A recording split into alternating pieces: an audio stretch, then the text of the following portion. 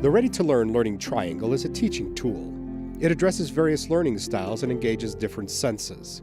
This workshop is based on these principles: view, read, and do.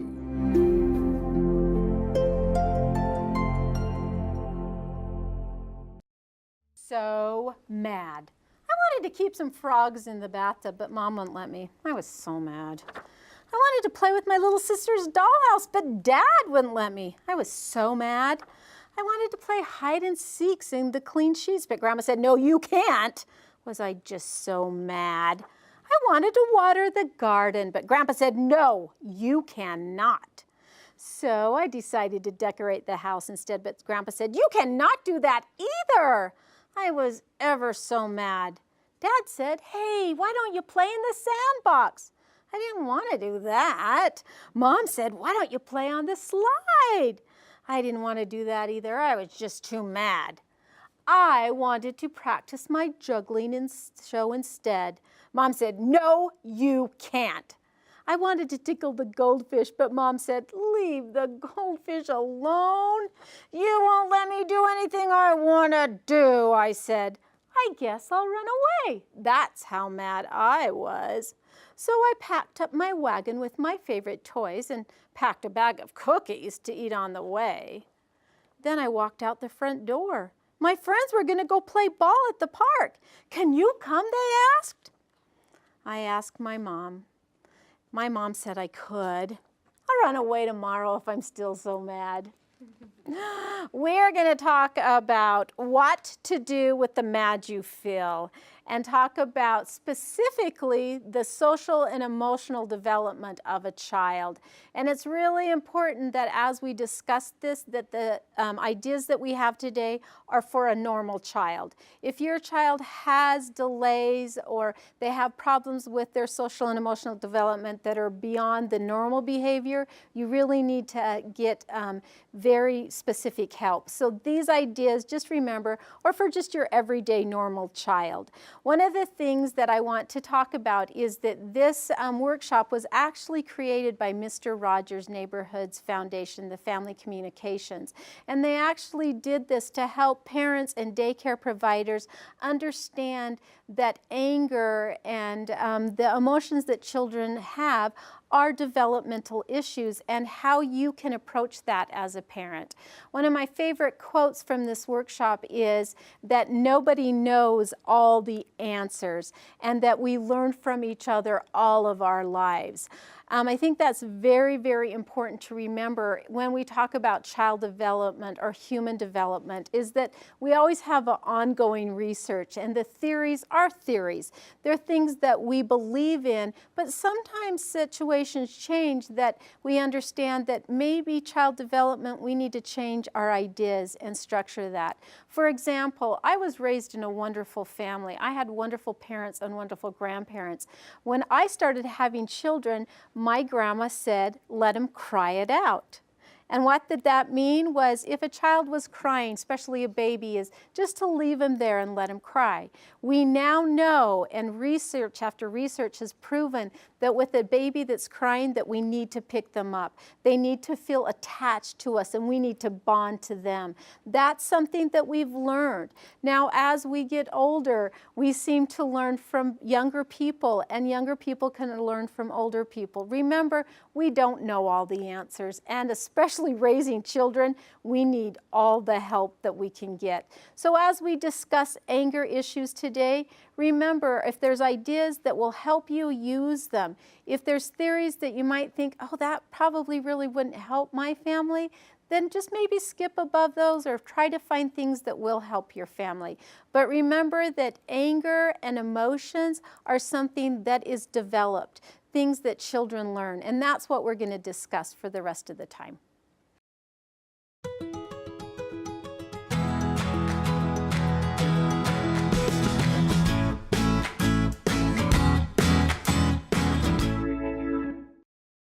As we talk about anger, I want you to think about maybe a particular time that you got mad.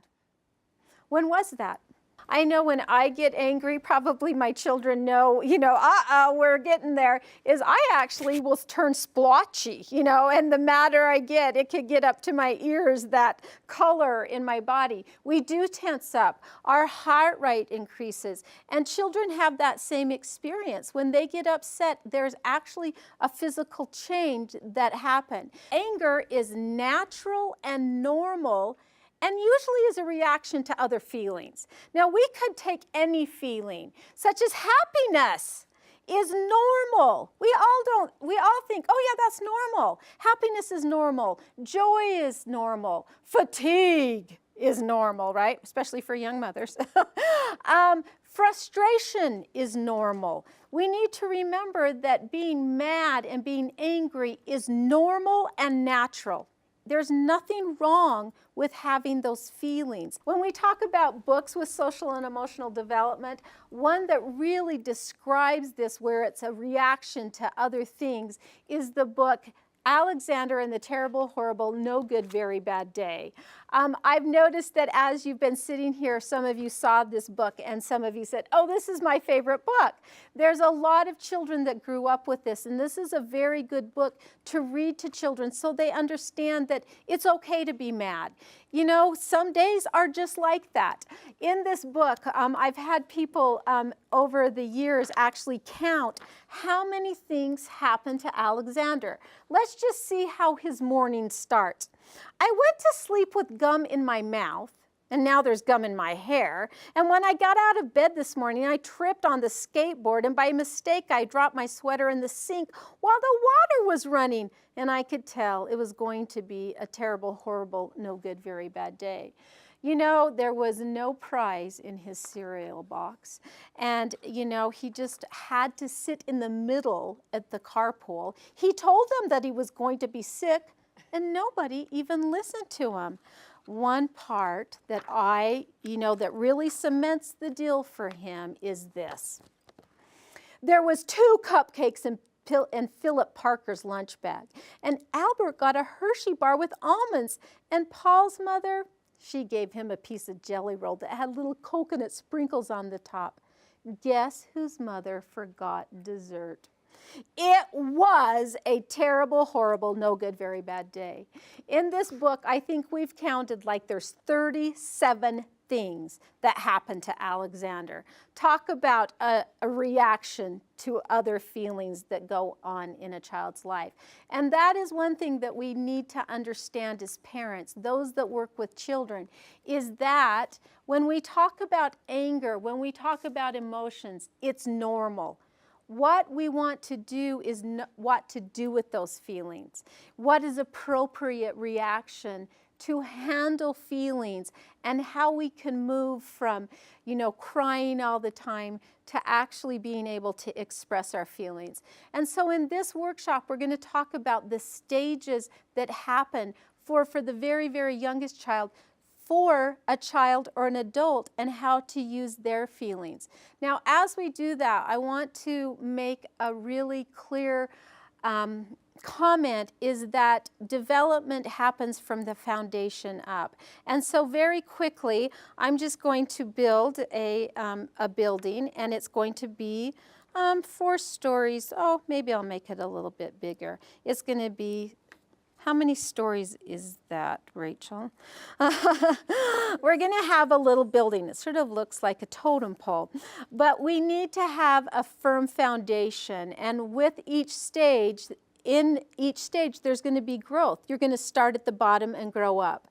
There's different things in a person's life, not just a child's life, but in a person's life, that will cause us to digress or maybe even go down a stage. Now, I'm going to talk about 6 that can cause some of adults and children stress in their lives, that as they develop may really impede their development, so they might need some extra help, or maybe regress a little bit and then they can bounce back up. And as we talk about them, I want all of you to think, wow, have I had that in my life?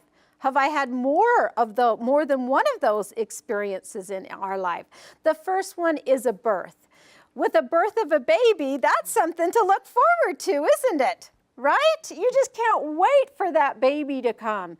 Any of you have any stress when that child comes? Okay, sometimes it's quite stressful. And one of a very good book that's by Kevin Hinkes that describes the stress for a sibling is Julius, the Baby of the World. A little sister can't wait for this baby to come until it comes, and then it creates all kind of chaos in her life. And you know, it's very normal for a birth, not just for the mother and the father, but for the rest of the family dynamics, to maybe have some stressful situations. I know with my second child that my first child hadn't used a bottle for months and months. He was almost 3. And all of a sudden, here came brand new baby brother, and older brother felt like that bottle was his, and he wanted it back. And so, you know, some things we have to realize that there might be some changes. Another one, a death. A death can cause some stress, especially for children when they don't understand where they've gone. Are they coming back? Some others is, and it's sort of funny when we think of, you know, some of these should be exciting. A marriage! How many of you, when you got married, Liz, did you just think everything was going to be fantastic, no problems? Was it like that? For the most part. Oh, okay. Well, you're probably one. But was it stressful at all, combining two families? After the honeymoon stage, yes. Yes, after the honeymoon stage.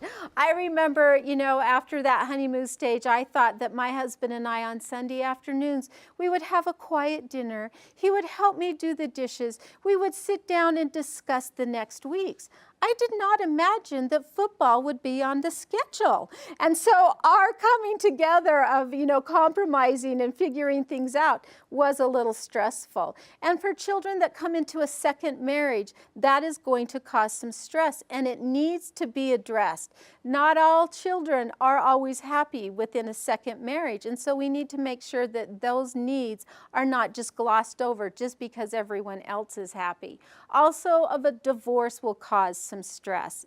That's self-explanatory, but looking at that with your children when they're in their emotional development, how is it impeding it? How are you making it harder for children? What can you do to help them in the stages that they're at? The next one is a move. Okay, if you move, you need to realize that there probably are going to be some changes in your child's behavior.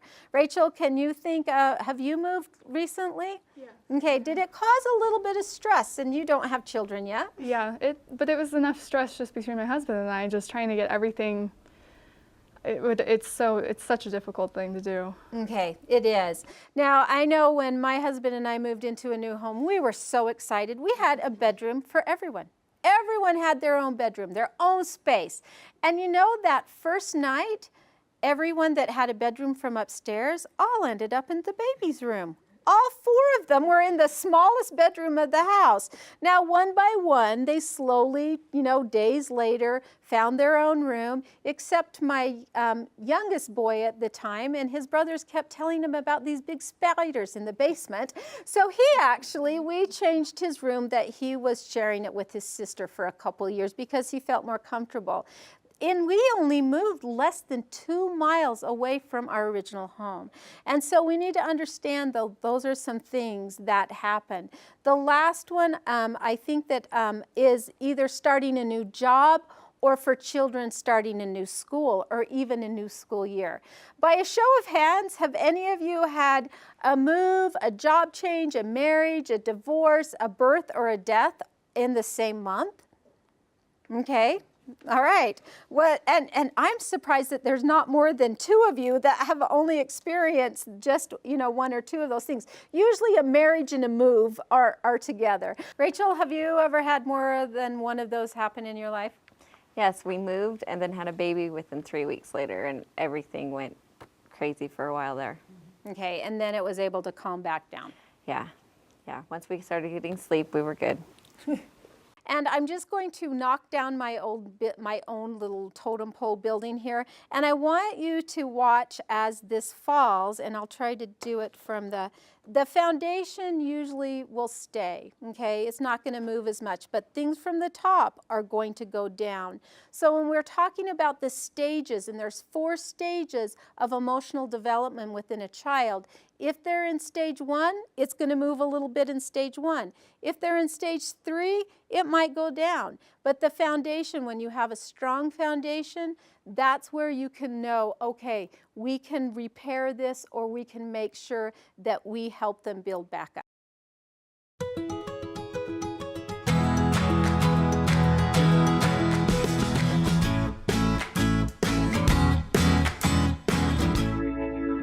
Now I'm going to discuss some ideas that this, what to do with the mad you feel, some stages and some activities that you can do with each stage to help your children learn to control their own emotions and be responsible for themselves.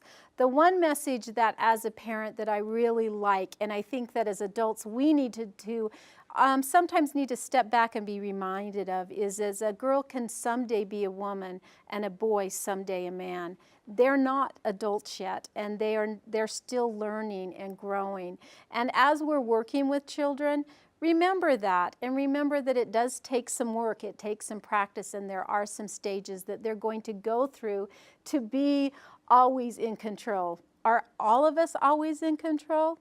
No, we're not. So to help them learn to control their own emotions so they don't always have to have someone right next door or right next to the side of them telling them how to feel or how to react to those feelings. The one thing that we do know, and in this graphic, once again, I just want to show it to you so you can sort of visualize it in your own minds and think about your own children and how you deal with things, is it's hard for most children, and I would put adults also there, to learn new ways to control their anger. If children are getting appropriate, or they're getting a reaction to hitting or biting, if they get what they want, why would they stop that? And some of us as adults, if we get what we want by yelling and screaming, why would we stop that? And so we need to realize that for children to change their behavior takes practice. In this workshop today, we're going to talk about some things that you can do to help your children, some activities. Don't expect overnight results or change of behavior. It takes over and over and over. Once again, I was raised in a wonderful family, had wonderful parents, and was very well loved, and I knew that I was loved. There were some things I said, you know what, I'm not going to do that when I'm a parent, and guess what? I've done those. And you know, I've learned that my parents knew a lot more than I thought they did. But there are some things that we just come by because that's our past experiences. Instead of making and thinking about those changes, it's easy to fall back into old habits. It takes a lot of practice when you've done something that you've done for years and years to change your behavior. Now we're going to go into those ages and stages. What do we start with emotional development, and where do we end?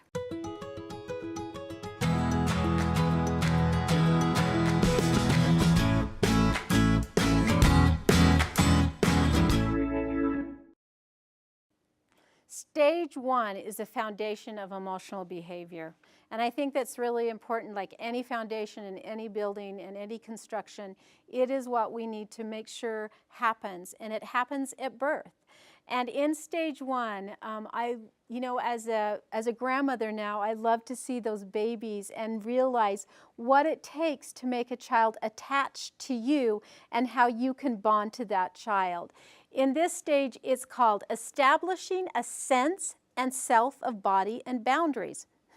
That's a pretty big mouthful, as what it's saying is children need to learn that they're not the only thing on the earth. Children come into this world egocentric. That means that there's no one else that matters than them. This is normal for a child. And as they develop in this stage, they realize that there's other things out there, including that hand. Okay, how many have watched a baby take that hand and find it, and it goes right in their mouth? And then the next, couple days, then they find this hand, and then the foot. That's establishing a sense of their self and their body, and also their boundaries.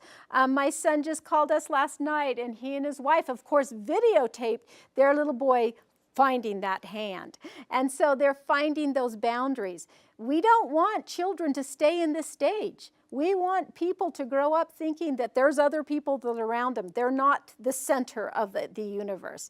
I know that when my husband and when I first learned and was able to go and get trained in this, we were talking about it, and he said, there's a lot of people that still are in stage 1, aren't they, that think that they're the center of the universe. It's interesting to really know, what can we do in this stage? How do we help children grow so they can go to stage 2 and stage 3 and stage 4?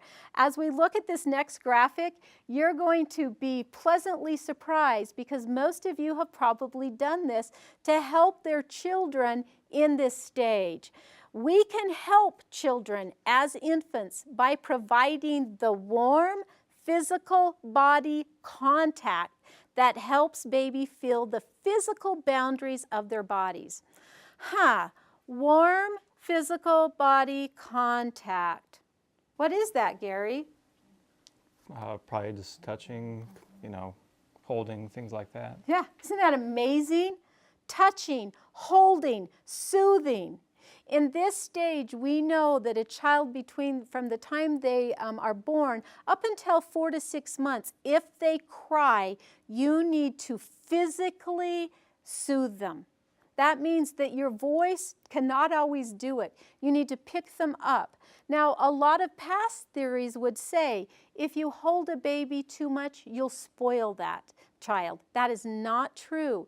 The more you hold an infant or a baby, we provide that warm physical body contact where they know that they are loved. When they cry, that we go towards there and we help them with their needs. Now, I had one mother say, and I remember that Liz was at this particular workshop, and as mothers, we were talking about this. She had a 15-pound baby. I mean, she had this child that was huge, and here was this petite little mom, and she said, for always holding him, it was hurting me. She goes, but I could rub his hand.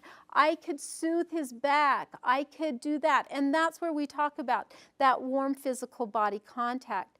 Isn't that amazing? That's the foundation of healthy emotional development. Touching, responding to a child's needs, being there for them. I think that is just wonderful that that's what we need for emotional development. Now, Nancy, I hope you don't mind, but I'm going to take your hand. With a baby, what we can do with a child is see for them to feel the difference of you rubbing them and then pulling away. They feel the boundaries of that. In this stage, once again, what are some things you can do as they get a little bit older? Because we don't want them to stay 6 months. Sometimes we do, but they grow on their own. And that is in front of you. You have some activities that are helpful in this stage. Once again, you're going to look at these and say, hey, I do these. I thought we just did this for entertainment or to pass some time, where actually these help children not only in their reasoning skills and in their physical skills, but also in their emotional skills. I Spy is where a child, maybe even you can say, where's baby's nose? And they can point to it. Most children can't talk, but they can show you where your eyes are, and they seem to point right at them, where their ears are. Where's mommy's nose? Where's doggies? You can find a doll and have them find those different things. Also, you can say, look at mommy, tap her knee. Can you tap your knee? They're starting to see there's a difference between you and themselves. Now, as you do these very simple activities, always remind the child, that's yours, or this is mommy's. Now, I want to sort of back up maybe a little bit, but a child that is 6 months old, if they saw mine or Barbara's necklace or Liz's necklace, they're going to pull on it, okay? And they're not trying to break something of ours. What they're trying to do is find those boundaries. What happens when I do this? Or maybe you have an earring, or even your long, pretty hair. Nancy was pointing to her glasses. Lots of kids are going to do that. They're not trying to hurt you, but they're trying to test those boundaries. What happens when? And so in this stage, you might not want to wear those huge hoop earrings that you love with your favorite outfit, because a child isn't trying to do something wrong. They're just trying to test those boundaries. Again, when a child is nursing and he bites, once again, they're not trying to hurt you. They're going, oh, what are these things in my mouth that hurt? And so they're trying to figure out how to soothe them. In this stage, remember, a lot of boundaries. What happens now? What's going to happen next? A lot of touching and feeling. A lot of holding and soothing. And as a child grows, they're going to grow into stage 2, which I happen to say is one of my favorite because I don't have any children in it, and I can watch other people's children in it.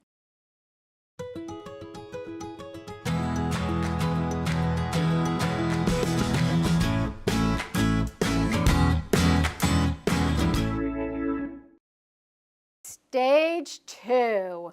Some people refer this as the terrible 2s or the terrible 3s. Think of it as the terrific 2s and the terrific 3s. But in this stage, it's managing impulses and being able to stop. Now, a child that is in the very beginning stages, once they start an activity, whether it's crying or laughing or giggling or running or coloring on your wall, they do not have the ability to stop. Think of children in this age. Have you seen children that run into a wall, perhaps, or trip over several things? Or as you're playing a particularly hard game or one that has lots of pieces, will come up and go, what you doing? And everything flies. That is stage 2, where children are trying or learning how to manage their impulses. Now, an impulse is something that you just automatically do. It's usually a reaction to something else that's going on, and being able to stop. As we read what you can do to help in this stage, I want you to think about children, and have any of you ever said to them as they're maybe having a little disagreement with someone on the top of the playground, Johnny, don't hit Sally, hitting hurts. And that continues to not stop. They continue to do that. So in this stage, it describes parents, teachers, and caregivers have to be physically present to stop out of control behavior. It's important to note, do any of you have more than one child? That makes it a little difficult to always be physically present for every disagreement and every outburst. But a child in this stage, once they start an activity, do not have the ability to stop. Most of you are looking at me going, so now what do? I don't want to always have to be everywhere, every minute, every time. And when a child is in control, not when they're throwing the temper tantrum in the grocery store and they're on the floor and you're trying to reason with them, but when they're in control, there are some things that you can do. One of the best things that you can do is play stop and go games. So I want you to just stop and think of some stop and go games that you can play with your child. Now, I just want to give you a hint. The quiet game is not a stop and go game. It's a stop. Okay, so it's not really effective because children do not have that ability. In front of you, you have one very easy stop and go game, and that's red light, green light. Now, I want you to think of a group of children. We have some 10-year-olds, some 5-year-olds, and maybe a 3-year-old. And we're all playing red light, green light. And the adult is in the front, and the adult has the green light, and we say, go! And everyone runs, and then the adult turns around, and it's red light, and what happens? Oh, the 10-year-old, 8-year-old will probably stop. The 6-year-old stops for a minute, sees the 3-year-old running, and then he starts running because the 3-year-old's just having fun and they're just running. Okay, a better way to play that game is to be with that 3-year-old, to help them be physically present when they stop. Run, stop, okay? And so they'll feel what it's like to stop. Now you're going, so how does this help my child not throw a temper tantrum? First, let's just take a couple ideas if you've thought of any. Mary, can you think of a stop and go game that you've played with your children? Yes, I have a son who has delayed speech, and one thing that a speech therapist recommended I do was, would narrate things that we were doing. So we'd be walking, and I would say walk, and then I would say run, and pull him, and we'd start running, and then I would say stop, and we'd stop very abruptly. And he loved that game, and those actually became some of his first words. And along with that is when I'm doing an activity and can't watch him and he's starting to do something he ought not to, I can say, Adam, stop. And he knows that word, he can stop. And he's in control, not you, And right? he's in control of himself. Isn't yes. that interesting? Is that in this stage is what we want them to do is start to feel what it's like to be in control. Now, at one particular workshop that I taught several years ago, a lady that I knew from my neighborhood actually came and participated. And she was one of those people that, you know, to me, everything looked perfect from the outside. I mean, her kids always looked wonderful. She was always in control. You know, just in my perspective, everything was wonderful in her life. She had 3 beautiful little children and everything seemed great. And she came to this particular workshop, and when we were done, she left. And she didn't stay and chat with me or anything. And I thought, oh, she probably thought, oh, I know all of this. Why did I come? And anyway, probably 3 or 4 weeks later, I just ran into her in our neighborhood, and she said, you know what, that helped me so much with one of our children. He was very aggressive, he was very active, and he hit his sister, his oldest sister, to the point that we could never really leave him alone in the room. And she said he was beginning to bite, and we did not know how to handle him, nor could we have a babysitter come over because it was almost out of control. And she said, so I went home and I thought, is this really going to work? And she said, we started doing a lot of stop and go games, a lot of just turning on the music and dancing and dancing and dancing and then freezing. Anything that we could do, whether it was singing and I would have him sing quieter or sing loud, where he was controlling his body. And she said, after a while, we were able to realize that there was making a difference. And for him, it was when he would go to hit his sister, Barbara, would you pretend like you're going to go and hit me? She would actually have to say, Johnny, can you stop hitting your sister? And Johnny would usually say, no, I don't want to. And she would say, do you remember when we played stop and go? Could you stop? And Johnny would say, yeah, I remember that. Well, can you stop hitting your sister, or do I need to help you? And she said after several weeks, they got to a point where she would say, Johnny, do you remember when? And you could stop. Can you stop now? Now, in our household, we didn't have a child that hit. We have a child that, like I've said before, cries on demand. She can cry and cry and cry. And, you know, it gets very frustrating is a correct word, I think, to hear someone cry. And so as she was younger, we would do this a lot. Now, she's not a real physical active girl, but when I was doing her hair or she was taking a bath, we would play some stop and go games, or either she'd clap and clap and clap, or we would do patterns. And so as she would start to cry, I would say, I won't say her name, Sally, can you stop crying? No, hurry, hurt my feelings. And so I'd say, well, would you like me to help you? And, you know, sometimes I didn't maybe say it quite that nice. Remember when? And it really made a difference. We could see a difference when we would remind her of times when she could stop herself, and then it would make a big difference. In stage 2, let's just back up a little bit. Remember, you usually have to participate to help them control their emotions. It does not happen automatically. Maybe it will give you each a sense of relief to know, oh, my children are normal when I need to help them. But in this stage 2, they're learning to manage their impulses and learning how to be able to stop.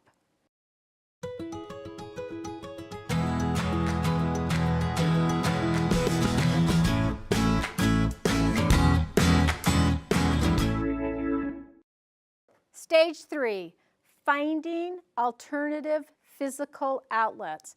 I think this is one that parents miss a lot. In fact, as I recall my parenting days, I probably didn't do this as much as I should have. Had I had this training, I probably would have. This is a stage where children, when they're angry, when they're upset, when they're frustrated, when they're jealous, most of the times to work out their angry feelings, they need a physical outlet. Now, I'm not going to try to change anybody's behavior. If this works for you, go ahead and do it. But let's think of a very common practice that parents use, myself included, as time out. Is that a physical outlet? No, it's not. Barbara, why is that probably not an effective way for children to work out their emotions? Because they have to be still rather than being able to have a physical outlet. Okay, a lot of times it might be effective for parents, but it really does not lead for children to change their behavior. In fact, and I want you to think of a time when somebody may have gotten a little upset with you, is if they said to you, you sit down and think about what you did wrong, you usually think about everything that person did wrong that causes you to be in that particular situation. And so time out might not be the best way when you have children in stage 3. What's better is to, like Mr. Rogers said in his song, punch some clay, pound some clay, punch a ball. Do something that's alternative, but it needs to be a physical outlet. In the graphic that we're going to show right now, it gives a better definition of what we should do with children in this stage to help them work out their emotions. In stage 3, if children are expressing anger by pounding, by running in a controlled way that's not hurting themselves or anyone else, it's okay for children to continue that. And I think that it's really important to remember that alternative outlet. What is something that we can do? I remember one class that I was talking, and there was a group discussion, and one of the ladies said, my child, when he gets angry, pounds his head on the floor or the wall. And that's not really healthy for several reasons. And so we as a group said, well, maybe what you could do is get a ball that he could bounce, or maybe a punching bag, or maybe a shovel to dig some dirt. And she said, I'm rewarding his bad behavior. No, you're finding an alternative physical outlet for him when he's angry that he can do instead of pounding his head on the wall. And so remember, it's an alternative. As a child works through the stages, we might not have to always say, why don't you go play basketball for 15 minutes and then we can talk? Or a lot of the times in my house it was, why don't you go swing and cry as hard as you want, and then when you want to talk, then we can talk about it. So finding a physical outlet. A book that I want to share with you that really describes this well is When Sophie Gets Angry, Really Angry by Molly Bang.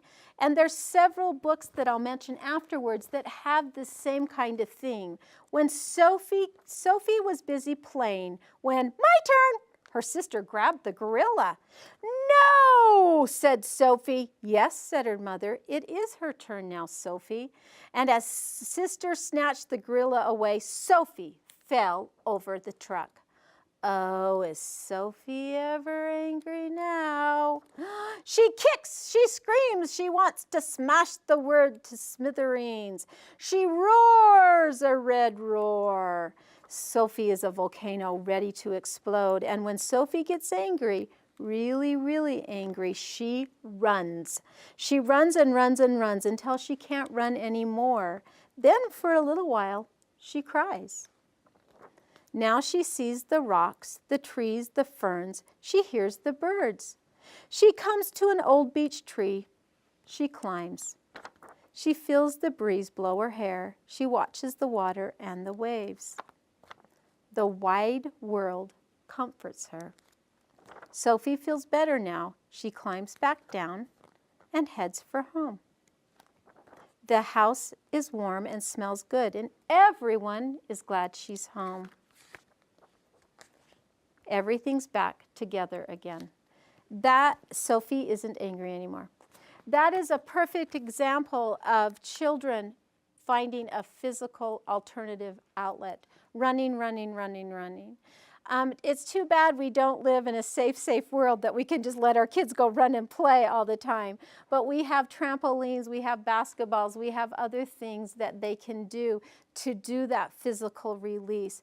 And a lot of times we're the parent, as the parent, we need to encourage, why don't you go do this? Why don't you go bounce the ball? Or why don't we pound some clay or make some cookies and roll it out so that they can find that physical outlet? I know that when I watched my children grow up, that making them sit down and be quiet and think about what they did wrong was not usually the best way to help them in the future control their anger. It is a physical alternative outlet.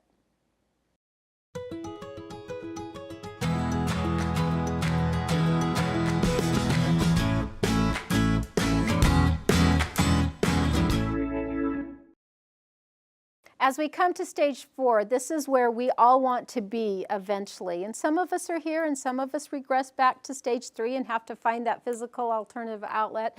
But stage 4 is channeling angry feelings in a symbolic, constructive, organized way. And when you think about that, let's think of some things that would be symbolic and organized and constructive. Any of you play a musical instrument? Okay, and as you play a musical instrument, Pam, what do you play? What musical instrument do you play? My voice. Your voice. So you sing. Whenever you're upset, do you ever, maybe use your voice to help you express your angry feelings? I yell a lot. No, I actually fiddle around on the piano, and when I'm upset, I do sit down and play. Okay, and are you playing those soft songs at first? No. Okay, it's usually the loud, I'm mad, okay? I know I don't do as much as I would like to, but I do like to garden. I like that. And I have to say, there are times when I go out in the yard and I might be mad at two particular people in my homes, and I am pulling up the weeds and I am, and I'm doing something that's symbolic, but I do it where there is something that's constructive at the end. And so when we think of that, now, do any of you, by a show of hands, when you're angry, maybe clean? Okay, could you come to my house? As you're mad, that you take something that you symbol, maybe washing away, but it's constructive, it's organized, you get something done. Now, I want to give you a poor example and it's one that I can share about myself. Eating is not, it's symbolic, and it's probably organized because I'm scrounging for certain chocolate items in my cupboard, but it's not very constructive, okay? And so maybe going for a run, those kind of things will symbolize, I need to get rid of this, but it's organized and it ends with a constructive kind of activity. As we look for children in this stage, remember it probably won't be like at 7 or 8 years old. This is where we're getting into more preteen and as an adult. So there's going to be a lot of different stage 3 as children go on. Adults can be most helpful to children at this stage by accepting the content of the play, artwork, or stories. And in this, what we're trying to say is if they write something that's not really nice, or maybe a little, if it's not something that's going to be hurtful to others, you can accept it. The one thing that we want to do is say to our children, maybe you should go play a piano piece. Maybe you should go play around, a basketball. Go out and do something and give them hobbies. And remember when we talked about play, give them activities that will help them symbolize their feelings. I don't know if any of you draw to help you do that. I know that I have a son, and really when you think of that, you're thinking, well, how is that constructive? But it really is when he's upset, he'll go read. He'll remove himself from the situation. He takes himself away. And those are kind of things where we can actually calm down. We don't always need that physical outlet anymore, but for a lot of us, cleaning, weeding, it still takes that physical outlet. As you think about the each stages, where a child needs to learn about the warmth of the body and understand their own body and the boundaries of their bodies. Then once they learn to try to manage that, that's a hard stage, isn't it? Trying to manage their impulses. The third stage, whereas they need a physical outlet for their anger. And sometimes for their happiness and for their giggling and all those kind of things too. And then the last stage is where we can actually symbolize that. As you think about each stage, the one thing that I want to maybe remind us about, and other people have suggested it to me, is when we're really upset, when you've really had a bad day, a lot of times it's that physical contact that helps us. When I think of my worst days or when I've had a hard day at work and what a hug or a squeeze or someone holding my hand can do for me, it makes us realize that we need all of those things. Another book that I want to mention, and this is a series of books, this one's called What Grandmas and Grandpas Do Best. And when it says what grandpas do best and then you flip it over, oh, that's grandmas, sorry. What grandmas do best, then you flip it over and it's what grandpas do best. And it talks about different activities that grandma and grandpas do, but they can give you a bath or sing you a lullaby. But best of all, grandpas can give you lots and lots of love. When you flip it over, it's the same thing, maybe done a little bit different. They can give you a bath and sing you a lullaby. But best of all, grandmas can give you lots and lots of love. I think that that's the most important for any stage of emotional development, is to make sure that you give lots and lots of love. Remember that anger and the stages of emotional development is sequential. Step 1, then step 2, step 3, step 4. We can't end up at step 4 if we haven't been able to manage our impulses and be able to stop. Do a lot of the things that we've talked about. I think you'll see some positive results if you have a child that sometimes doesn't always able to control his feelings. But always remember that being mad is not bad. Being angry is not wrong. It's a normal and natural feeling, but it's usually that something else that's caused that. And sometimes when we can figure out what's caused it, we can solve the problem itself.